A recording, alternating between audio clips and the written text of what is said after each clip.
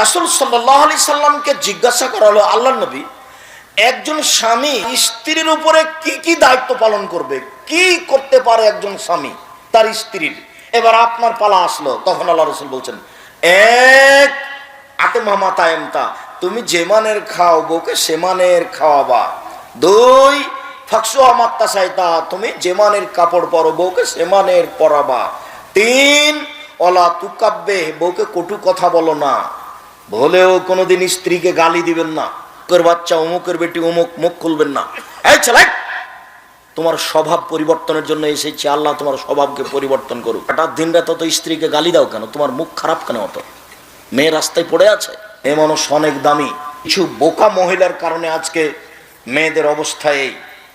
মেয়ে অনেক দামি জিনিস। পৃথিবীতে এমন কোনো জিনিস নাই যেখানে শান্তি তৃপ্তি হতে পারে নারী ছাড়া।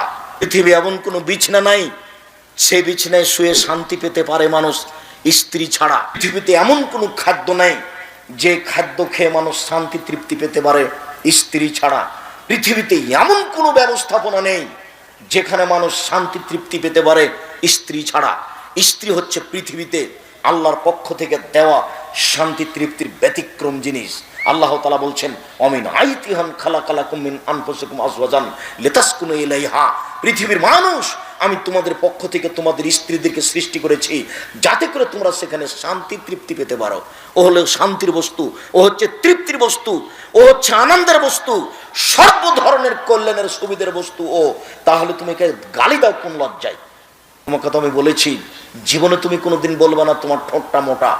একবার যদি ঠোঁট মোটা বলো তাহলে তোমাকে 10 বছর ভালোবাসবে না। ভুলেও তুমি বলবে না তোমার রংটা কালো। একবার যদি রং কালো বলো তাহলে মনটা ছোট হয়ে যাবে, 10 বছর যাবত তোমাকে ভালোবাসবে না। তুমি খালি বলো তোমার মতো কোনো ভালো মেয়ে দেখি না, তুমি আমার চোখে সবচেয়ে সুন্দরী, তোমার চালচলন আমার কাছে খুবই ভালো, প্রশংসা করো, সারা রাত পা টিপে দেবে। একটু প্রশংসার ভিখারি, তুমি মুখ খারাপ করো কেন? শোনো সম্মানিত দিনী ভাই বোন, সবাইকে বলছি, মুরব্বী আপনাকে বলছি, আপনারও স্বভাব ভালো নয়। ছেলে মেয়ে বড় হয়ে গেছে, তোমার বাড়িতে, তারপর আপনার একটু লজ্জা হয় না মুখ খারাপ করে স্ত্রীকে কথা বলেন? তখন বেটি লজ্জা পায়, বেটা লজ্জা পায়, বৌমা লজ্জা পায়। আপনার এই স্বভাব কেন? গালি দিয়ে আপনার অত শান্তি তৃপ্তি কেন? মুখ বন্ধ করবেন, আজকের পরে আর মুখ খুলবেন না কোনোদিন। আস্তাগফিরুল্লাহ তো বলে, আল্লাহ তোমার দরবারে তওবা করছি, আমি আর কোনোদিন স্ত্রীকে গালি দিব না, এই কথা বলে উঠবেন, মুখ খারাপ করবেন না কোনোদিন। মুখ খারাপের কথার উপরে ফেরেশতা আমিন বলেন। পরিবারটা এরকম হয়ে গেছে, আপনি বুঝতে পারেন না কেন আপনি মুখ খারাপ করবেন? রাসূল সাল্লাল্লাহু আলাইহি ওয়াসাল্লাম বলেছেন, কটু কথা বলবো না। 4, বউয়ের মুখের উপরে মারবা না, তারাই যদি লাগে কোনো সময় মুখের উপরে মারবা না। 5, এটা জরুরি, ওয়ালা তাতরুকা ইল্লা ফিল বাইতে, তুমি তোমার বউকে তোমার বাড়ি ছাড়া কোথাও যেতে দিবা না। তোমার বউকে তোমার বাড়ি ছাড়া কোথাও থাকতে দিবা না।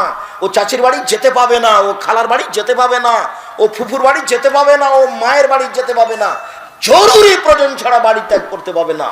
যদি যাই তাহলে আপনাকে যেতে হবে। ভুলেও কোনোদিন বিবাহের বাড়িতে যায় না, যেন বিবাহের বাড়িতে গেলে স্বামীর সংখ্যা বেশি হয়ে যায়।